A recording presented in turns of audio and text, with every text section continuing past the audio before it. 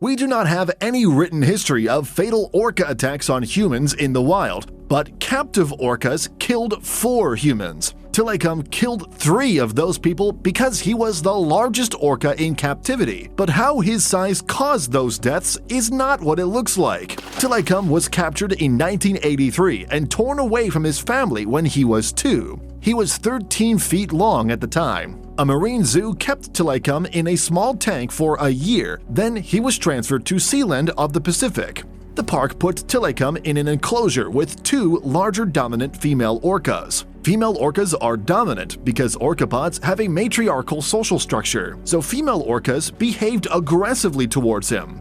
He also had performance stress. He had to perform 8 times a day, 7 days a week for park visitors. As if the situation was not bad enough for Tilikum, he had to stay with his bullies in a small enclosure for 14 hours a day after the shows were over. Tilikum found himself in an unnatural level of violence with no escape. In this stressful and exhaustive situation, the sensitive, intelligent animal developed stomach ulcers. Tilikum committed his first murder 7 years after he started performing for the park. A trainer named Kelty slipped and fell into the whale pool. Witnesses say that Tilikum grabbed her foot and dragged her underwater. Biologists say that Tilikum showed aggression and killed her because his trainers did not do enough to prevent female orcas from abusing him. The park went defunct in 1992 because of the sad incident and allegation of animal abuse. Tilikum was sold to SeaWorld parks in the US. Some say that SeaWorld didn't take the incident seriously and purchased Tilikum for performance shows and breeding. SeaWorld was successful in the breeding project. Tilikum sired 21 calves throughout his life.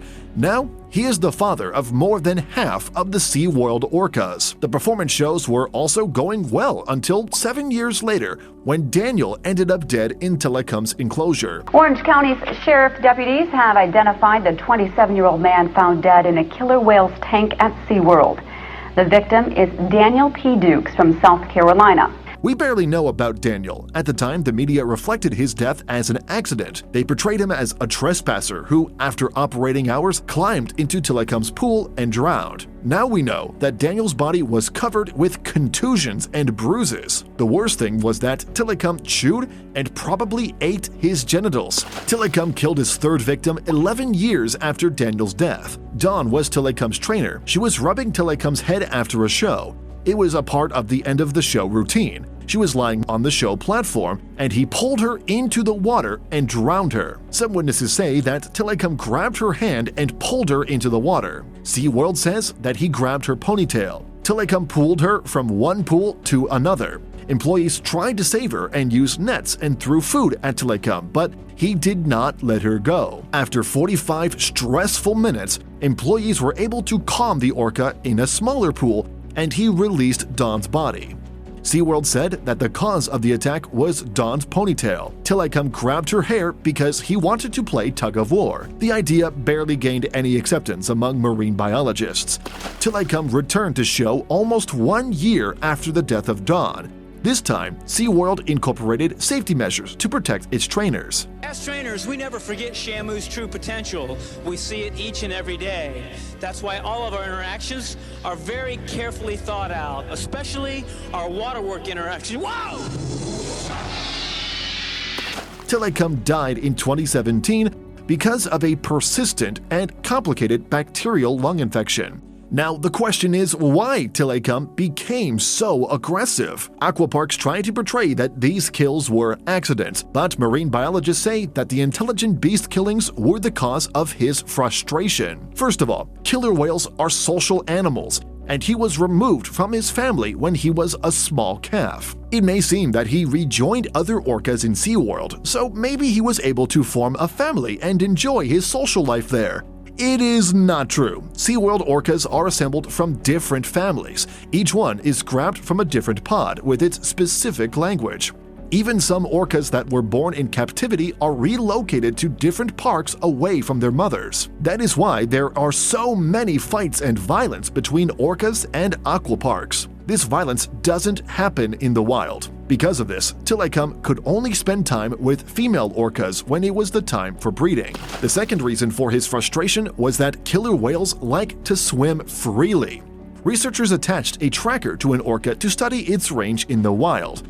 The paths show that orcas dive 100 to 500 feet deep several times a day. They swim up to 40 miles a day.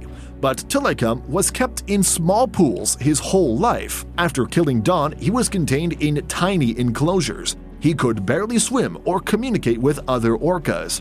He was floating listlessly in the water for hours at a time. We have never seen this in the wild. His collapsed dorsal fin is the result of what happened to him in these small spaces. The third cause of his frustration was his bad memories at Sealand of the Pacific. The trainers in the park believed in negative reinforcement training techniques. Tilikum was new in the show business, but trainers expected that he should perform as well as the experienced female orcas. Trainers used to punish all three of them when Tilikum's performance was not good. The female orcas were mad at Tilikum and raked his skin with their teeth until he bled. The trainers did not do enough to protect him. His situation did not improve at SeaWorld. When Tilikum arrived, female orcas started beating him. All these stressors contributed to his aggressive behavior. But why do I believe his large size caused some of these problems? He was big. You may think that his big size was to his advantage and that he could defend himself.